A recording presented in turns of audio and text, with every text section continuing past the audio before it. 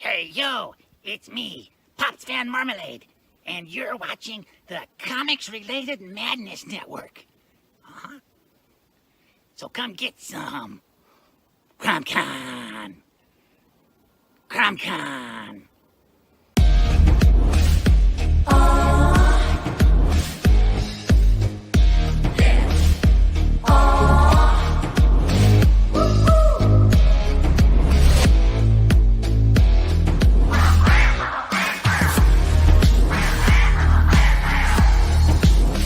Your favorite podcast is Critical Blast. Hey, we want to shout out to our sponsors, Daytona Beach Comic Con. If you are a fan of comic books, if you're a fan of comic book conventions, and if you like meeting comic book creators and getting comics and comic-related stuff, then you need to make your plans to attend Daytona Beach Comic Con. This year's show is September 9th and 10th. Silverline will be there, so you should make your plans to be there too. We'll see you there. If you like comics and find yourself in the Orlando, Florida area, doesn't everyone come to Orlando at some point in time to see the House of Mouse? But when you're here, you need to make it a point to visit Coliseum of Comics, especially the one on East Colonial Drive. They carry Silverline comics, even a limited edition Coliseum of Comics version of our comics. So, when you go, be sure to ask for Silverline Comics and tell them we sent you. OCD stands for Orlando Collector Deviants. OCD, Steve and Trish. They're a family of geeks who promote geek things, particularly those around the Orlando, Florida area. They're big supporters of Silverline, and we think you should be supporters of theirs too. Go give them some love. If you are an independent comic book maker and you need to get your independent comics made, you need to look no further than Kablam Digital Printing. They print our books, and they do a bang-up job. They're not only trusted by Silverline, but many, many independent comic book makers. Head on over to kablam.com and see for yourself just how easy it is to have your comic printed by them. And tell them Silverline sent you. Hi, this is Tim TK, host of That Silverline Show on Tuesday. Join us at 11 p.m. Eastern, 8 p.m. Pacific every Tuesday night as we discuss pop culture and the joys of making comics. And I'm Scott Wakefield, host of Silverline's Wednesday WHAM, where we talk about comic books and all kinds of great storytelling, sometimes with incredible guests. And we want you to join us Wednesday nights from 8 to 9 p.m. Eastern. We'll see you there. I'm Roland Mann, and I host Silverline's Silver Sunday. Join me every Sunday at 8 p.m. Eastern as we make mine Silverline.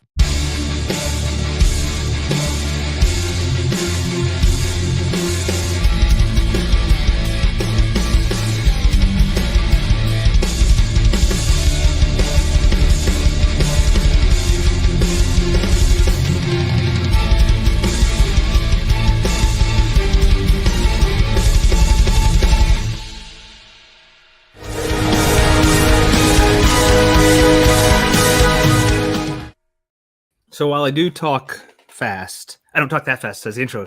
I know Roland, I think he just tweaked. He tweaked it just a little bit. Yeah, I did like 7 takes, and that was the best I could do. And Roland's like, I said, I don't know what he said, 14 seconds. I don't know how many seconds I had, but he sped it up to fit the time. Good evening. It is Wednesday. At least it is here where I'm sitting, and that means Wednesday WHAM, the Silverline Show, the best of the Silverline shows. It is a beautiful sunny day outside, at least for me, where I'm sitting. Rob, I'm not so sure about what you guys have. In Wisconsin, it is 82 degrees. Spring has sprung. The daffodils, it's pretty close to that here too. So it's going to go back down later this week, but it's way above normal. Beautiful today. I hope wherever you are, viewers, that you are enjoying the weather, you are enjoying springtime, and that you enjoy our show tonight. I am joined by Barb and Rob, experts in their field, experts in their craft, each project getting more incredible than the last. And I'm your host, Scott Wakefield. We will be talking about what they are arting this evening, and we will talk about a topic that is near and dear to my heart. Tonight's topic. What could that be? Tonight's topic, Rob, I'm glad you asked. It is steampunk. And I am not going to limit it to steampunk. We can talk about diesel punk and cyberpunk and atomic punk and whatever other punk is out there. And we will welcome questions. We will welcome comments. Steampunk is strangely a little bit of my writing on my Steam Patriots story here. I always point to, I can never get the it's over my right shoulder. Just do both. Yeah. If you didn't notice, my book that I've co-created and co-written with Rory Boyle, who should be here soon, is a steampunk story. And before I forget, everyone out there, we have a Kickstarter campaign going on right now with 2 amazing stories, 2 continuations of stories. You thought, oh, we were one and done with Steam Patriots #1. You were wrong. I'm very glad you were wrong. It did take a little while, but Steam Patriots 2 and Beyond the Stars 2 are both on Kickstarter right now. If you want to open another tab in your browser, go to Kickstarter.com. You can just search Steam Patriots or Beyond the Stars or Silverline Comics, and you will find our current campaign. We had an amazing day yesterday. It opened up beautifully. And so thank you to our 45 backers so far. We crossed the 25% mark for our goal. That's fast. Yep, it was a great opening day. And we've got lots of good things going on throughout our campaign. For instance, this evening, mark your alarm, put an alarm for 10 o'clock, the Baron Earls show. Michael Baron and J.S. Earls host a show. They interviewed Rory and I a few days ago, and that will be airing tonight at 10. Great interview, great show. They've got lots of great content. They are well-versed in their field. They know their craft, they know storytelling, and they have quite the resume, each of them. So check that out, the Baron Earls show at 10. And I can try to remember to put a link on our socials for that. And also going on a Kickstarter, I don't want to divert you and your wallet away from us, but I had a great conversation. There's a Kickstarter that fits right in with us, and we want to share. I want to share the love because they're going to share the love. Nations and Cannons. It is a tabletop role-playing game that's based on D&D 5th edition rules, but based in the American Revolution. Go check them out. They're going to share some love for us as well. So we love new creations and new art and stories and all that sort of stuff. That's the whole point of Kickstarter, is to get new things out there and make into your hands. Your hands and into your hands. That's what we hope. If you go check out our comic books, you are, if you weren't aware, if you did not know, Silverline's stories are done. They are ready to go. There is no speculation. There's no taking a chance. You are just pre-ordering our comic books, and we have exclusive Kickstarter content. And of course, if we surpass our goal, we will open up stretch goals and you get some unique, fun stuff. So that's my pitch. I will probably say it again. But tonight our topic is steampunk. And Barb and Rob, I'm sure you did lots and lots of research. And this is research of which you speak. Steampunk. What is this research you speak of? I will whet my whistle, and I'll be ready to talk. Steampunk is one of those genres, and I'll give you a quick. Steampunk's a subculture, a subgenre, sci-fi subgenre, where Victorian or historical machinery and technology and styles and historical settings are either sometimes brought forward into a modern era, or technology is advanced for its time in its setting, and say 1860 or something like that. It is an interesting genre that is not always easy to define. It's kind of like, is it steampunk? Maybe. It is usually an anachronistic compilation, a mishmash, and sometimes you can say it's steampunk, and then sometimes you can say, nah, you just glued some gears on. Usually what I think of go ahead, Barb. You were going to say something. Did you watch the remake of Wild Wild West? The Will Smith one with Will Smith. That was steampunk. That was steampunk. Well, yes. So was the original TV show. The original show. Yep. When you get right down to it, but what I always thought about steampunk was it was set in like the Victorian age, Mhm. but they had modern weaponry Yeah. that was steam powered Right. or steam in influenced in some Right. way or another. Right. So it was you would have something like a steam powered TV set, Right. Yep. you know, Yeah, or yeah. silly crazy things like that. The computer, That's steam powder yeah. computer. Yeah, Yes. the computer with all Yep. these gears and stuff. Yep. And Yep. they actually did have something like that back in the day. Oh, sure, But, sure. but With analog controls and Mhm. so forth. And so there's a lot of times that people will apply the term steampunk to something just because it's analog or has a lever or something like that. And that's cool. That's fine. And steampunk is one of those subcultures that is a lot of fun, and people I have always felt, unless you are way far out, like not doing steampunk, but people are very inclusive with the steampunk subgenre. If you do something cool and make something mechanical, if it looks Victorian or old and you got a top hat or whatever, they love it. It's a great subculture that embraces creativity and really embraces a lot of times, like I said, that analog, that old.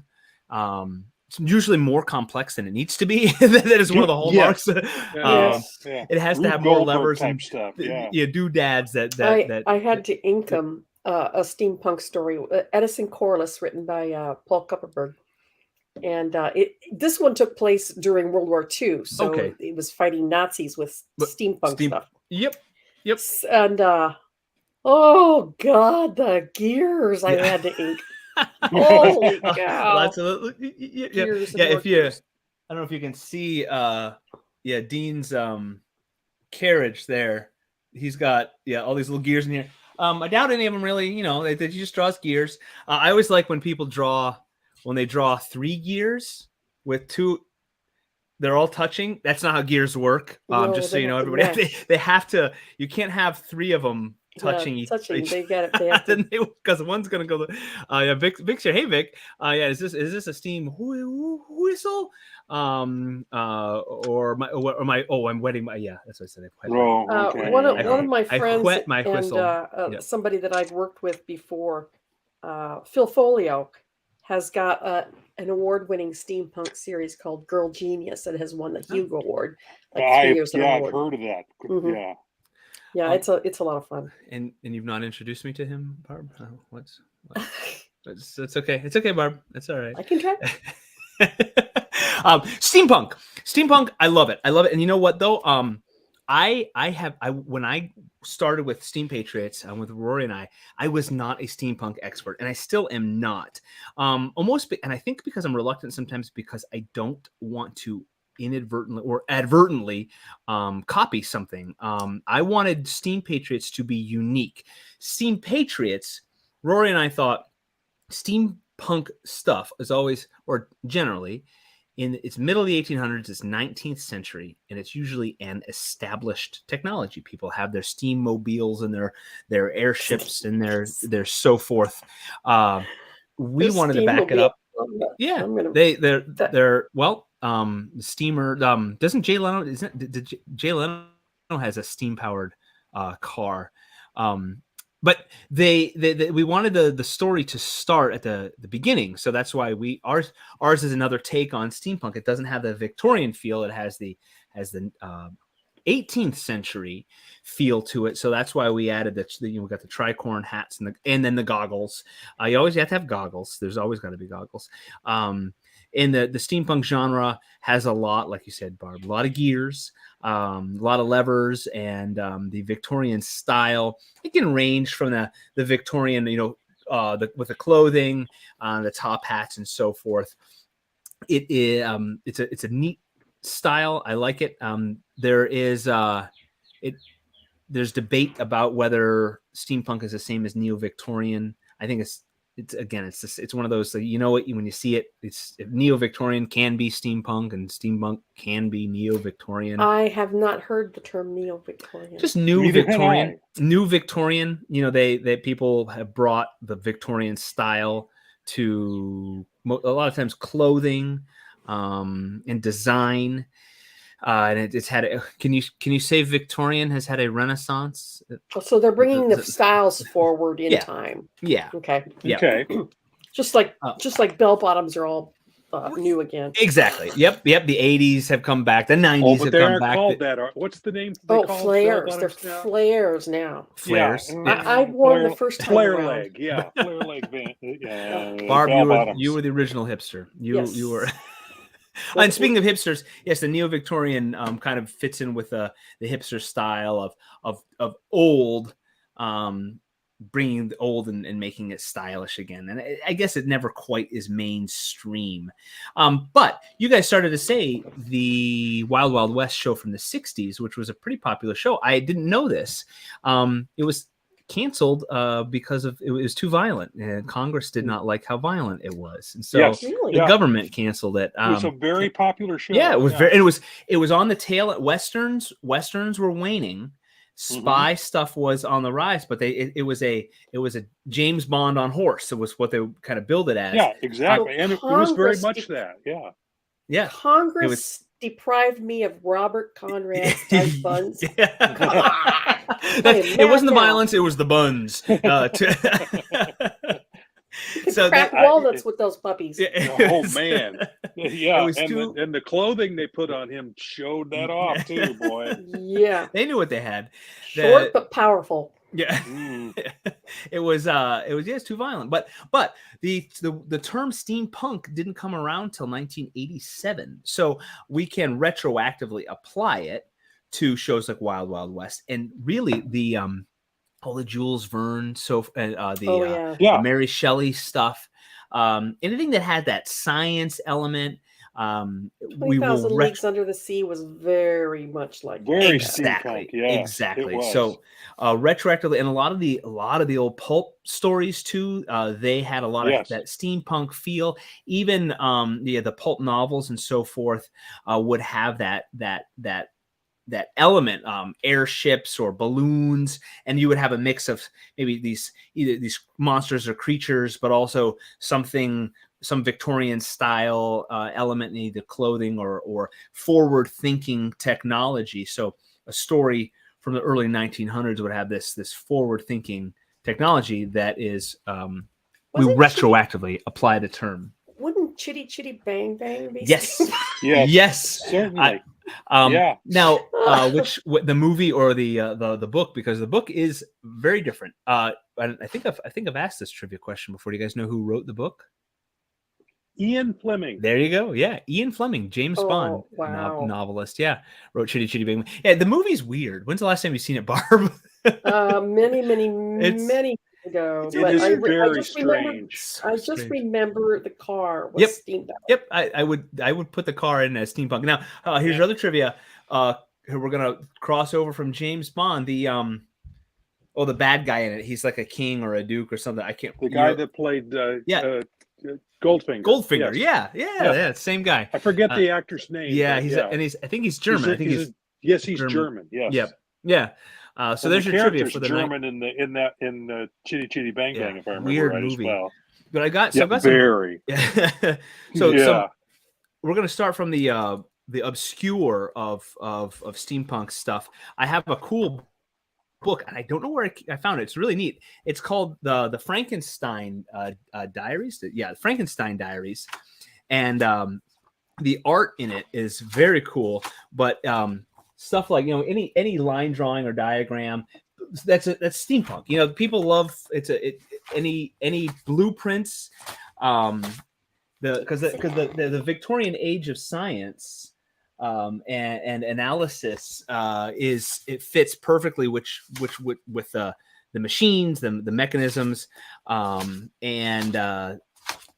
everything Victorian, and with the science that came with it. But it's got really cool drawings of surgical implements and stuff. But this I would put this in a steampunk world. This book came out in 1980, but it's Mary Shelley. And then I love this is just this steampunk stuff. It's just machines, but it's got great imagery of steam machines and boilers and so forth. And I had actually what I'm going to do is I'm going to take some scanned images of some of the machines in here, and make prints for them, cool. because none of them are copyrighted. They're public domain images, kind of Library of Congress stuff that we can print out. But I thought I would make those. But two other great books that I have is the Steampunk Bible by Jeff Vandermeer, and Steampunk: The Art of Victorian Futurism. Oh yeah, that's the term I wanted to use. Victorian Futurism, either set in the Victorian era with future technology, or set in a modern-ish time with Victorian technology in it. If you go to any science fiction convention, which I do, I go to one a year down in Chicago, their vendor room is just packed. Yeah. With Planet steampunk Comic Con's got trinkets. stuff like that too. Yeah, Yep. The arts and the crafters section of Artist Alley is just jam packed with that kind of stuff. Yeah, it lends Very itself. popular. It lends itself to that creative side, the craft side. So there's really cool little creations in here. And steampunk is one of those things where you can take. I've seen people, they take a cassette player, and they here we go. They take a cassette player and they glue little eyeballs on it, make it a little robot. There he is, Mr. Rory Boyle, Mr. Steampunk himself. I saved this comment for you, Rory. Vic says, How dare he, young man? When you get old enough, and Pops is you here. won't want him to stop. No. Yeah. Pops is Hi, here. Pops. Hey, Pops. So, Rory, we're talking steampunk, okay. we've talked about all of it. That's it. So that's We're it. done. It's a very all right. minuscule niche, genre. It's not as niche as you No. might think. No, it is. It's grown a lot. And it's one of those genres that I think that ebbs and flows. Mm-hmm. Never is like mainstream, but never goes away. It's like it's a subgenre. It's a specialized interest for a lot of people, and it has its moments, and then it kind of fades a little. Well, let's put it this way: when it first burst on the scene, I was thinking, "What the hell is it?" And now, like most people, I'm like, "Oh, there's some of those steampunk people." Steampunk, yep. There's even stores. Yeah. Well, down in St. Augustine, Florida, there's a little store. Universal Studios. They've got a whole that restaurant that's got the huge is it like a clock tower? It's on the main. I'm sorry. All of our Florida friends down there. Universal, that main stretch with all the restaurants and stuff, right where when you walk in, they've got a whole steampunk themed restaurant there. It's really cool.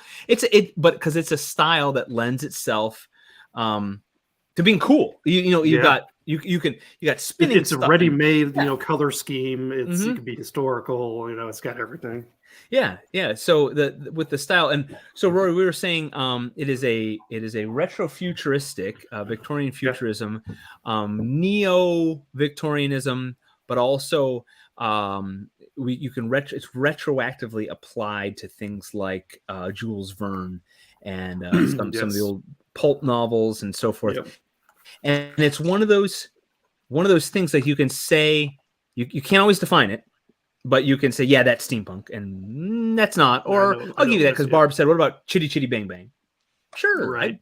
I'd allow it because, and it's one of those genres too where a lot of people are like, "Yeah, sure, it's steampunk." Yeah, it's a steam-powered car. Who knows what he's like? Who knows what he's powered by? Good intentions or something. So Steam Boy, that's steampunk, right? Well, yes. Steam Boy's a good one. There is. Oh, go ahead. I don't know if you guys have ever heard of the Mount Pleasant Old Threshers reunion, but in Iowa, my father attends it religiously every year. It's called the Old Threshers reunion, and it's all of these steam-powered farm implements. Yep. Yes. Threshers and old tractors, steam-powered tractors, and oh my God, it's It's very popular in We have one. Midwestern Iowa. Yep, just down the road. 10 minutes from here. It's the property butts up against my in-laws. It's the Western New York Gas and Steam Association, and they first weekend after what's the one in September? Labor Day. The first weekend after Labor Day, they have their rally, and I think they just had their 50 something, and it's cool. Same thing, Barb. Yeah, all these hit and miss engines going, and the big steam. They got this huge tractor. With steel wheels. Yep, big. Yep, and they have it rigged up to. They have like trolley cars. They go out to the the parking and pick people up, and then the steam whistle blows every hour. It's so cool, and it's it's swap meet. Bring all your junk to sell. Yep. My dad takes stuff down there. He's 86 and he's still this thing. Yep. Yeah. Tractor pulls. Bring your rusty tools to sell. He pulls his antique tractors. I love it. Yeah, I love that stuff. And so that when it's powered not by a boiler with steam, it's usually you get into the diesel punk. Well, I thought you were going to go with like a little mystical, like crystal ether. Because I've seen steampunk go that route, mad science. Yeah, sometimes, yeah. It is, yeah. That's why you can't always define it because okay, you have a wood fired boiler, or do you have a fuel fired boiler? Ether. Yep. Yeah. Because sometimes the Fifth Element, Barb. Come on. So basically, it's like Tony Stark's arc reactor, only continuously powers. Exactly. Yeah, but they use that energy to create steam, which is completely inefficient. yeah. But hey, that's cheating to have a non something that never burns out. Yeah. I mean, half the fun is forever engines. Yeah, forever engines. And I mean, half the fun is like you're racing and run out of steam. Yeah. Throw some more fuel in there. All I have is oil. The Infernal Engines movie. I didn't like it. I'm sorry. I wish I did. And I feel like it was Peter Jackson. I didn't like it. Howl's Moving Castle is good. Now that's a Japanese steampunk. Yeah, Miyazaki. Yeah, that's good stuff. Anything Miyazaki touches in Studio Ghibli. I mean, if there's never a possibility of something blowing up, where's the fun? Excellent point. You have to have the danger. You have to have the danger of something blowing up. Speaking of blowing up, Rory, without any spoilers, we have boilers and one semester of brewing beer. Steam Patriots #2 is on Kickstarter. Did you know that, Rory? Yes, it did. Yeah, with Beyond with Ron Fortier, with Ron Fortier's Beyond the Stars. Ron Fortier, a prolific creator of stories. He has a huge resume, a repertoire, a reservoir of stories. With Rob Davis, they do create a lot for Airship 27. Lots of good stuff. Ron's an awesome guy. Everybody out there, if you've not checked out Ron's work with Airship 27 and Rob Davis and so forth, they have lots of great stories. And Ron likes to review pulp novels, and he's action novels of any kind. He's very noir. And now that you mention him, he and I are going to be at a convention in Chicago called Windy City Pulp and Paper Show. Not cool. This weekend, but the following weekend. Oh, okay. So in a little over a week and a half, anybody in the Chicago area can come to Lombard, Illinois, to the the Yorktown Center, and visit us at the Windy City Pulp and Paper Show. Fantastic. And, you can buy some of our books, come and talk to us, and just have a good time. If you like, take some good pictures while you're there. Yeah. Where is Ron geographically? I guess Colorado. Oh, okay. Fort Collins, Colorado. Yeah, you guys are making in the taking front, a hike on the front to get there. range, as they call it. Yeah, it's about an hour north of Denver. Okay, and he flies in, and I drive in with all the books. So cool. From the middle of Missouri, it's about a 5 to 6 hour drive. He's out there with Mike Barron. Oh, okay. Yeah. Bar, Mike- a lot of vodka. Yeah, Mike Barron is also in the Fort Collins area. Yep. Yes. And Rory, I did say remind everybody at 10 p.m. Eastern at the Baron Earls show. We are on our interview with the Mr. Earls JS. The Baron. The Baron. No, he's not. No, Mike Barron And has the had Baron. some surgery, I think, or something like that. He was laid up for a little while. So steampunk gets into diesel punk and cyberpunk. I don't, it's funny. Nuke punk, yeah. I've also heard Fallout. Yeah, nuke punk, yeah. Fallout. That's perfect. Everything is nuclear and based on that. The diesel punk world, Not nuclear. not nuclear. Nuclear. Hey, we read a book at the library, Rob. Okay, Oh, no, all right. we're not Look at the doing this. We're not doing foliage this. on your way there. With my grandmother. Diesel punk. Ask me some questions. Yeah. Diesel punk tends to, correct me if I'm wrong, be about World War One-ish through World War Two-ish. Sometimes a little earlier. The dawn of flight, I think, is a good time frame. We got a cool book series here that I like, the 19XX. Yeah, that's good. That's really good. By where's his name? Yeah, Paul Roman Martinez. This came out in 2013. Great coffee table style book, and his art is really cool. He's got Edison and Tesla. There's a little bit of I think there's a little bit of magic and kind of mysticism and so forth. But he's one of the greatest planes ever, the GB, featured in the Rocketeer. Rory, Amazing. Diesel punk. Diesel punk. Yeah, even though it's run on alcohol. Yeah. How does he not burn his legs? I don't know. That's Rocketeer, great movie. Yeah. With that's got that Art Deco. That's just because the Jennifer Connelly's in it, right? I was just thinking that, but I wasn't going to say it. Rocketeer and puberty kind of lined up. Rocketeer, great movie. Anything with airplanes, my goodness. Oh wow. So you've got all the James Bond in it too. Oh yeah, you're right. He's a bad guy. Timothy Dalton is in it. Yeah. Yes. That's our second James Bond reference of the night. Ian, you missed the Ian Fleming Chitty Chitty Bang Bang reference. Yeah. So they're within the steampunk genre. You even have, and I don't even know if they fall under, but really it just takes that aesthetic of the styles of an era and can apply them or extrapolate them. Yes. From either the Victorian era, make it more modern, or apply those. Yeah, and take the cyber world of like it's usually a futuristic world. Where computers, the Matrix kind of stuff. I don't know if Matrix would be.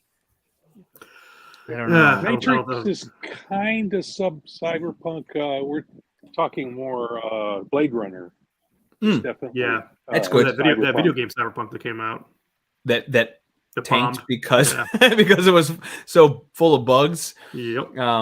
My teenage son wanted to play it. He's like, wait, give it a year. I think he actually did his research. If I'm not mistaken, he might actually be listening to me. He's around the corner that way. I don't know what he's playing right now, but the Cyberpunk game, which should have been huge, right? Because they hyped it up. Got Keanu Reeves. Yeah, it was something. And is that the one that's got what's his name from Walking Dead as well? Is he in that? No, he's in some, Norman Reedus. Is he? No, he's in a different one. He's in a different game. Okay. Yeah. I can't keep him straight. I'm an old dad, and I do not know what the kids are doing these days with their video games. Kids in there. I used to be with it, but then it changed. It changed, and if everybody would when you have a moment, please go to Instagram and check out Rory's Instagram account and see how cool he is. He used the word today. What, Rory? Fetch. Yes, fetch. Rory used the word fetch. Rory is a grown man. And he allegedly used the word fetch to describe. I don't know what today was something about our campaign. Yeah, our stretch goals are stretch goals. Will be so fast. Yes. Yeah, and everybody out there, stretch goals. If you want cool exclusive content, go check out our campaign. Okay, Steampunk. Rory. Yes. Rob. Barb. Scott. What? Let's think retroactively. Old stories. Jules Verne. What else? What else is old that comes to mind that would fit into to steampunk retroactively? If anything off the top of your head, if you can just say, oh, that's fine. Retroactively, because those were the grandfathers of steampunk. Yeah, Jules Verne especially. Yeah, Yes. almost everything he did because 20,000 Leagues the Under the Nautilus Sea. was steam powered. Yeah, the Nautilus was steam powered. Wasn't there the one with where you took the balloon to the moon? Are you thinking of Wallace and Gromit? No. They go get the cheese. Men in the Moon. Yeah. Oh, that's an old the Time Machine. Yes, so that's very steampunkish looking, very big. Yeah. All the bric-a-brac on the machine. Right. Levers and H.G. Wells. That's sorry. H.G. That's Wells. Yeah, that's the other one. Yeah. That's a name that I could not. Invisible Man. Yes, it fits in there. Yeah. It with a lot because it's technology. It's technology that the era doesn't have, which I think is great. And we've talked about this before about like if you're writing a story. And Rory and I did it. We're not going to explain all the Steam stuff. We're not going to in our book. Sorry, everybody. But we're going to say it's okay. We're just going to leave it. So with the time machine, hello, Brent. With the time machine, he just has a machine that he pushes the lever forward and goes farther forward to go. That's it. And it goes faster. The more he never pushes explains it, forward, the faster he goes. Yeah. Brent, good evening. We, as a recap, the midway here, we're talking steampunk. We're talking what is steampunk, what is not steampunk. We're talking some diesel punk, cyberpunk, Brent punk, Brent punk, Brent's a punk, Brent. And what Brent, if you glue a gear to it and make it steampunk, put a cog on it. Put a cog on it. That's it. And that makes it steampunk. Right. It is a very accepting subgenre of science fiction. 1927 movie Metropolis. Yeah. Thank you. Yes. Steampunkish. Yes, very steampunkish. Yep. And I had to look this one up. Sky Captain and don't stop it! Don't even finish that sentence. Don't. Great. That is great movie. No, one of the best Rory. ever made. Rory, I watch it every weekend. No. Go hang your head in shame. That is on my list of worst movies ever. Right up there with The Happening. I didn't care for it. I couldn't. All. If I hadn't been, I saw that. I was with other people at the theater. They went and saw something different, and they drove me there. So if I would have left. I would have gotten up and left from that movie because I couldn't. It was. I watched the first 20 minutes. I could not stand anymore. Unwatchable. I would put that one in Punch is definitely Sucker Punch. Doolittle? What's it? Wasn't the Dr. Doolittle what in the 60s there was a movie Dr. Doolittle with Rex Harrison? Yes, I believe that was steampunk. That's a good question. It's Victorian. I'd have to watch it again and see whether your point is. If there's some sort of technology, I'll give it. I mean, we could say that anything Dickens. if you were to just add technology to anything Dickens, there you go. It's suddenly steampunk. All right, let's start rewriting Dickens. Instead of he's public domain, right? Sense and Sensibility and Sea Monsters, or Pride and Prejudice and Zombies. We can start doing really bad Dickens remakes. Why not? We could do Charlie and the Chocolate. No, it's not it. Not Charlie and the Chocolate Factory. What's the orphan? Oliver. Yes. Those are very different. Oliver, I'd like some more, please. More? Please, sir. Can I have some more? He's is it what is it? What is his profession? What is Oliver's trade there in that workhouse? What are they making? Are they making cogs? and I like to think that the abundance of cogs in steampunk, it has to serve some kind of purpose. That it must be so poorly made they break all the time. And you just like take one off your hat and put it on. You've got to have you've got to have spare cogs everywhere. Plenty of spares. Is it a 12 or a 14 tooth? Yeah, that'll do it. What's the spacing on those teeth? So yes, you could. Dickens, he's got to be everything public domain for him, right? All of his stories have to be. He's middle 1800s. Yeah. So this is one I had to look up. So don't think me wise and so learned. Well, we don't. I know. No I didn't want worries you to, there. For a moment, think me We wise. know you're a hack. The Steam Man of the Prairie. The Prairies. Edward S. Ellis, a science fiction dime novel. You've seen him. He's that big. You probably see. He shows up. He's a big bulbous kind of robot guy with a top hat that belches smoke. Look him up. The Steam Man of the Prairies, and that's novel came on 1868. So yes, that is certainly a retroactive steampunk. Definitely, yeah. Wow. Boilerplate was a thing for a while. What's that? Of course, would Frankenstein? Yes. That would be steampunk. All the levers and knobs and throw the and the lights going.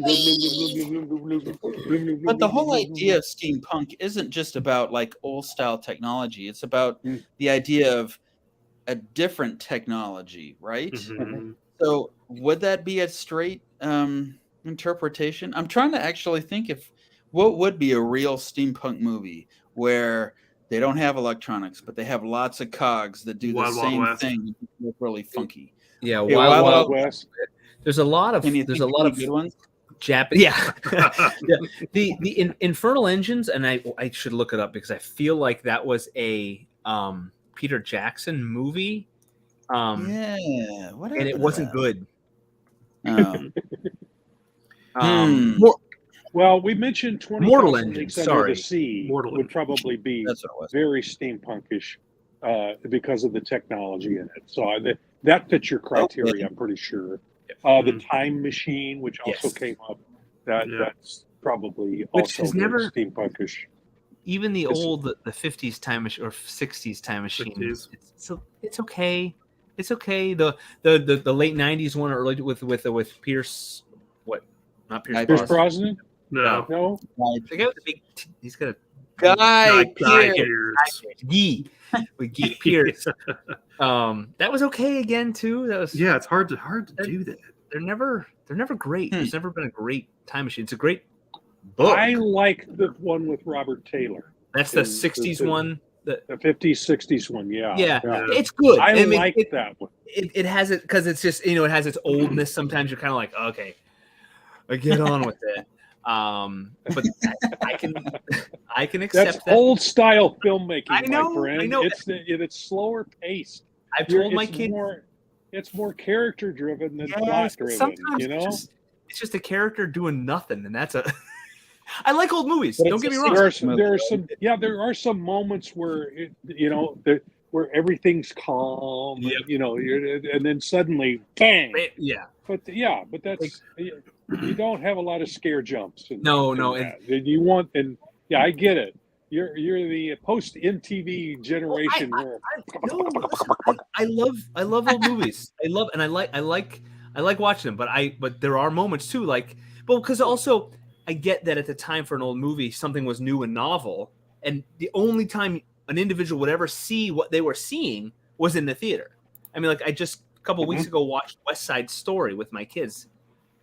It just goes on and on and on. But the only time you would have seen something like that was in the theater. You wouldn't have been able to just turn your TV on and see all the dancing and choreography and the huge scenes and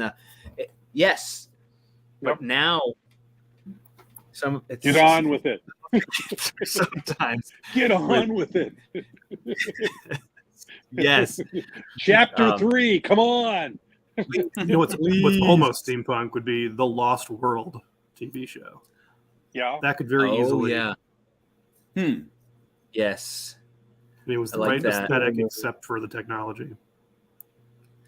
So I had to dig into the internet here again too. Rory and Brent, you missed it. The term did not come around until 1987, so it is very much retroactively applied to a lot of. Born. What's that? That's when I was born. Oh my goodness. 1987. Nuh-uh. Oh man.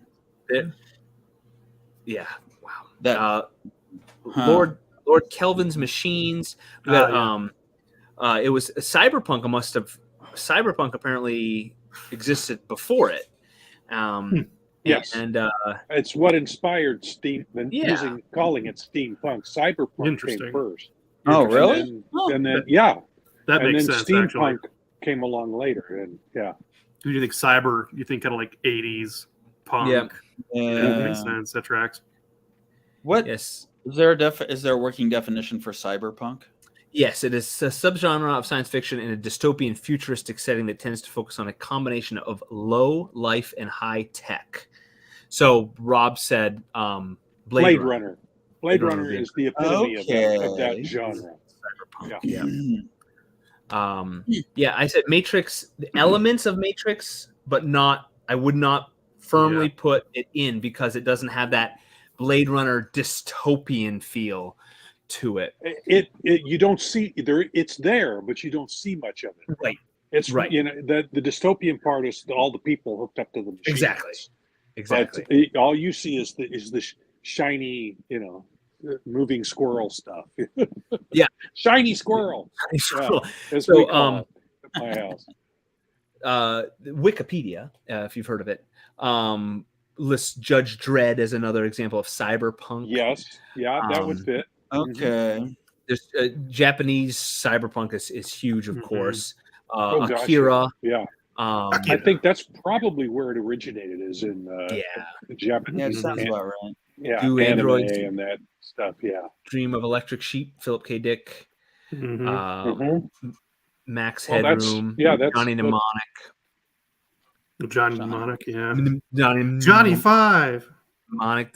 Johnny Five Max Headroom was Johnny awesome. Mnemonic is awful. He deserves to be on the Sky Captain list. I've never seen it. No, you should watch it. That was You should, or you could hit yourself in the face with a hammer. You know what? See if there's a riff tracks for it. Oh, I'm sure there is. There's got to be. Johnny Five, Rory, where does he fit? Johnny Five? Oh, I think he's just 80s I've robot. heard of it, but I'm not familiar You've with not it, so seen, I can't help. Johnny Five, I'm Alive. Yeah, that's Short Circuit. No, disassemble. You don't disassemble. No, disassemble. That's a good one. That's a great one. That's a great one. It's got the first one. Does both of them have Steve Guttenberg? Is Steve Guttenberg in that one? He's just in the first one, I think. First, okay. He's in. He went on to greater heights in his career, as you guys know. What happened to that guy? He's in. Has anyone seen? Has anyone read Boys from Brazil? No, never heard of it. Oh, it's a great book. Have you seen the movie? Yeah, Steve Guttenberg's he's in the beginning. He doesn't last long. Yeah, he's in the beginning of it. Yeah, he's the reporter. Or am I safe to search this? Isn't that the one about the clones of Hitler? Exactly. Yeah. Okay. Yeah. So good. It's written in the early '80s, late '70s, I think. And he's a Jewish Nazi hunter. He's old. He's getting old, and so people are kind of writing him off for being eccentric and a little kooky.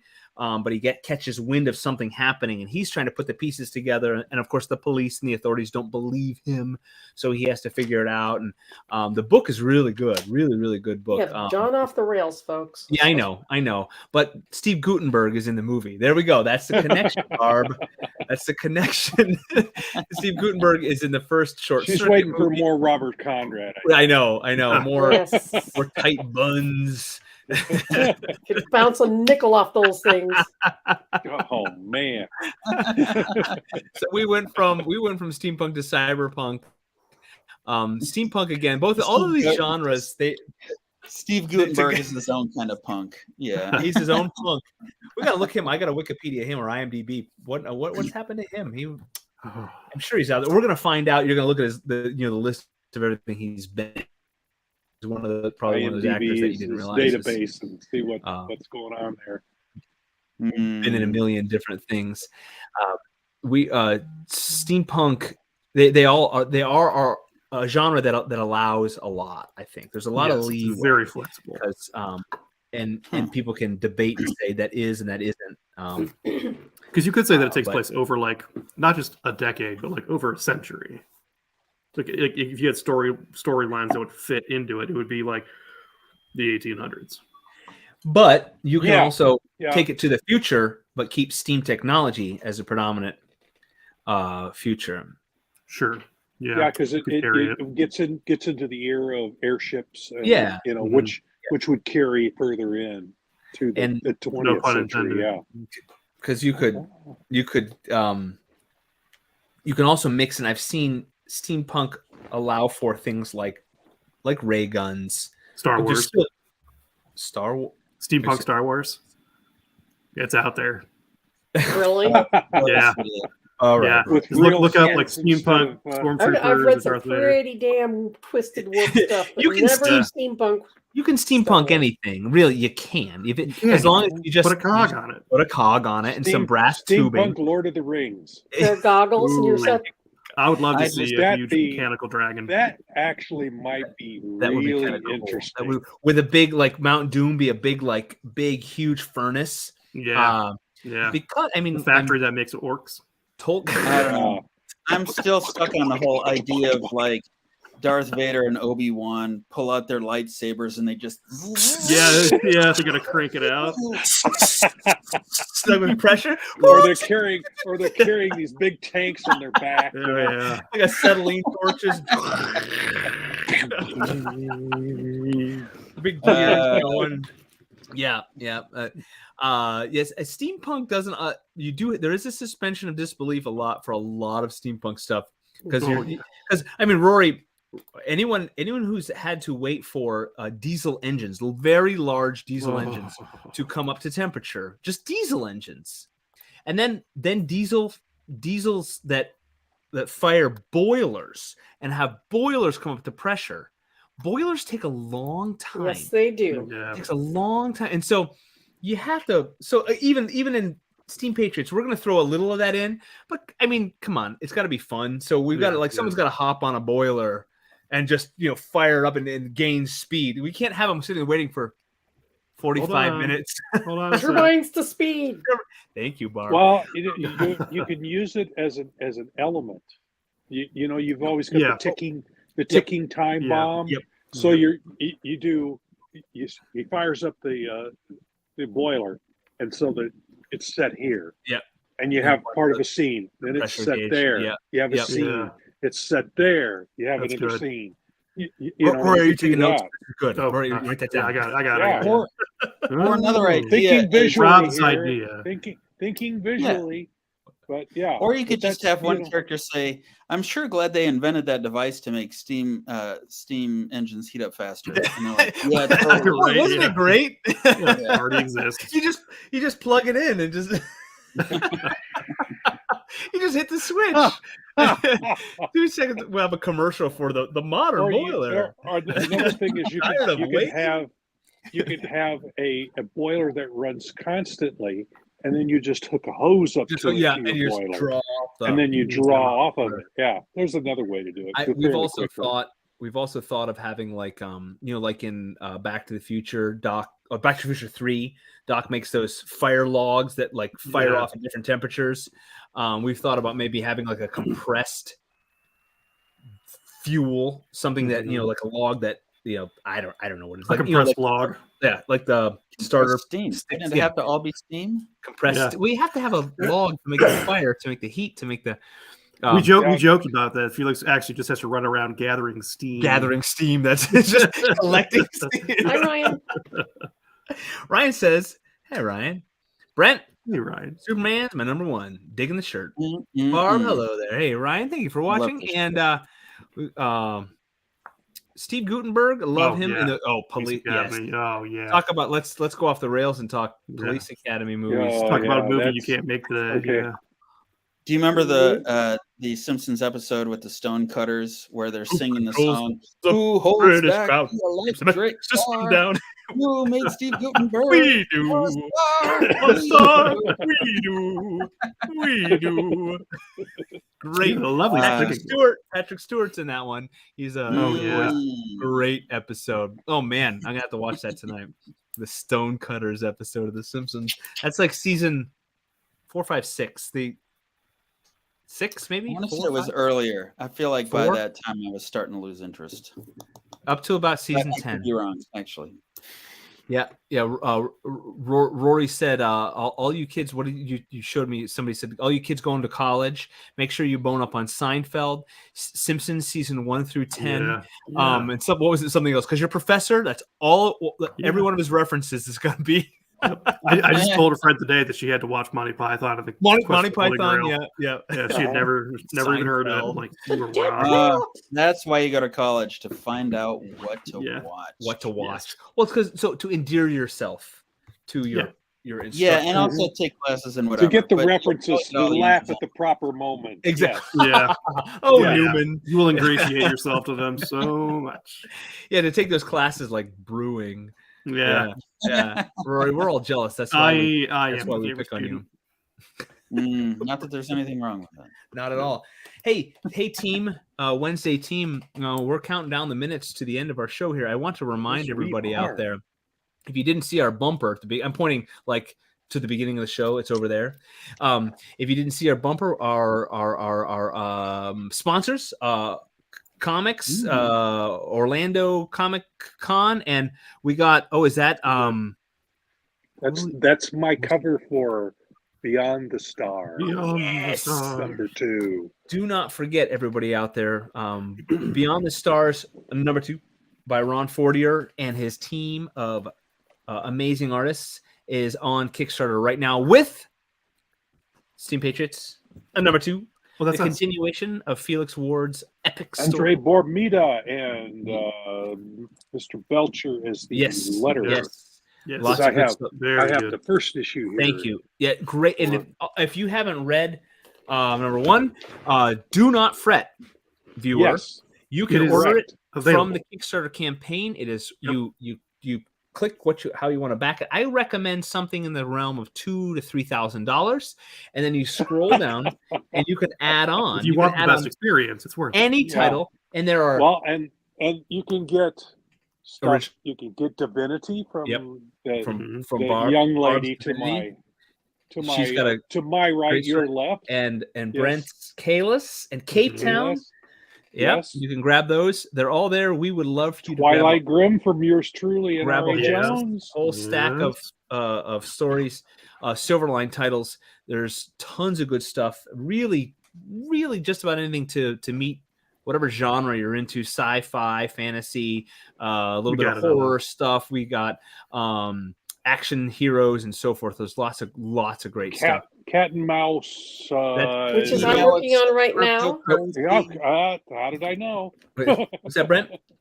I said we now accept cryptocurrency on the Kickstarter. Oh, do we? Give us all your Bitcoin. Well, yeah. I'm sure we can figure that out. It's all there, folks. Go to Kickstarter.com, search for Steam Patriots or Beyond the Stars or Silverline, and you will find it. If not, go to one of our social media: Facebook, Twitter, LinkedIn. Yeah, we're Instagram. plastering it everywhere. You should be able to find it. We have bombarded the social media with all of the links to all of our goings on, and we would love for you to go over there right now and support the campaign, because that's what we do. We are a independent comic book publisher. We have lots of great titles. We use Kickstarter really as our distribution method. All of the titles are done. You're just pre-ordering them. This gets them in your hands. And please, if you have done this, if you've backed it, spread the word, because the more the merrier. And the farther we get in our campaign, the more stuff that we unlock. We've got stretch goals and goodies. And that's the only time we want to keep this going. Yep. We want to keep doing these things. Yes. All right, that's our pitch. There's some pretty awesome, sweet things coming for stretch goals. Yes. We got some unique stretch goals. I don't want to ruin the surprise, but I think we've got some it's a unique calendar, stretch goals. Scott. Yes. That's the April. Oh my God, where's my sunglasses? Actually, That's all right. That's all right. Oh, I can't get it out of my head. Jealous Rob. Yeah, you've seen the fireman calendars. You haven't seen anything yet. That is not what's happening. Everyone out there, all right? Not at all. Rory's going to give everybody one of his beard hairs. His brewed beer. Oh yeah, final beer. Get everybody a brewed Rory's beer. going to brew a beer for everybody, folks. Please do not listen to any words we're saying. We're kidding. Any last thoughts on Steampunk? Oh wait! Don't let me forget. Okay, I'm just going to say don't let me forget. Last thoughts on Steampunk. It's awesome. Steam Patriots is the American origin story of steampunk, unequivocally. I know there's others out there. Other people kind of done it a little, but they're wrong. We're claiming it. We did it best. Yeah, we did it awesome-ist. My only regret is that we didn't come up with Ben Franklinstein. I know. And you know what else is taken? Ronald Reagan. He's taken as well. Oh, there's a Lincoln one too. Yeah. Oh well. That's okay. Ronald Reagan. That's really good. Isn't that good? I didn't think. Amazing. You know what else is taken? Wikipedia. I was gonna get Wikipedia. It's taken. Too slow. I was born too late. If only I knew the internet was coming. Wikipedia. What? Oh, Wikipedia. That's different.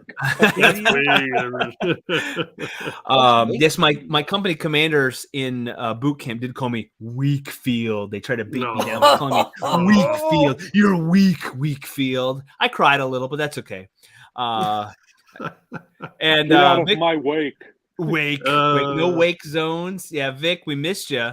I wonder what happened to you. You're usually chiming in a lot better. You're going to have to catch up. You're going to have to retroactively chime in. Hey, everybody out there, we're down to our last minute. We've been talking steampunk sort of tonight. Ronald Reagan is a band. Oh, yes. I must find this. I missed that. Go, everybody. Also please. a line in the movie Iron Eagle for anyone who's interested. Which one? Iron Eagle 1, 2, 3, 4, 5, 7, 9? Which one? Well, and also during the Summer of Love, Ronald Reagan was the governor of California and called out the National Guard. So they were calling him Ronald Reagan's back then. Oh, I didn't see. It goes back that far. We bring so much to the internet with our show. Culture. So much culture and knowledge. We've talked chitty chitty bang bang. It's we talked totally James fine, Bond. Scott. I What? give you all Scott Weakfield. Is that what is that it now? That's the one thing we're gonna hang on here. We got bombarded here. Okay, yeah, Vic. We did not talk about Alf. We did not. Oh my gosh, I can't wait. Shh, don't even. No one can say it. This might be the first show where we never. Trek. That No, we didn't bring this up. No, Vic Trek. He hit it. Vic, thank you for wrapping up all the points we missed.